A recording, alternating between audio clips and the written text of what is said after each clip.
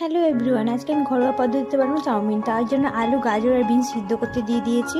তো এবার আমি চাউমিন আর ম্যাগিটা একসাথে রান্না করবো, তাই জন্য চাউমিন আর ম্যাগি আমি সিদ্ধ করতে দিয়ে দেবো। আমি হালকাভাবে চাউমিনটা আর ম্যাগিটা একসাথে ফুটিয়ে নেবো যাতে গলে না যায়। তো আমি কড়াই চাপিয়ে দিয়েছি, এখানে অল্প পরিমাণে আমি তেল দিয়েছি।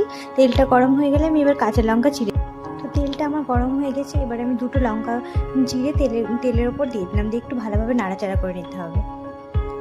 তো আমি সবজিগুলো দিয়ে দিয়েছি, এবার আমি পরিমাণ মতো লবণ দিয়ে দেবো, দিয়ে ভালোভাবে নাড়াচাড়া করে নেব।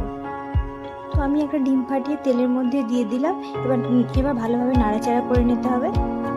তো টেস্টের জন্য একটা ম্যাগির মশলা আমি ছিঁড়ে আলুর মধ্যে চারিদিকে ছড়িয়ে দিলাম। এবার আমি ভালোভাবে নাড়াচাড়া করে ম্যাগি আর চাউমিনগুলো একসাথে দিয়ে ভালোভাবে মিশিয়ে নেব।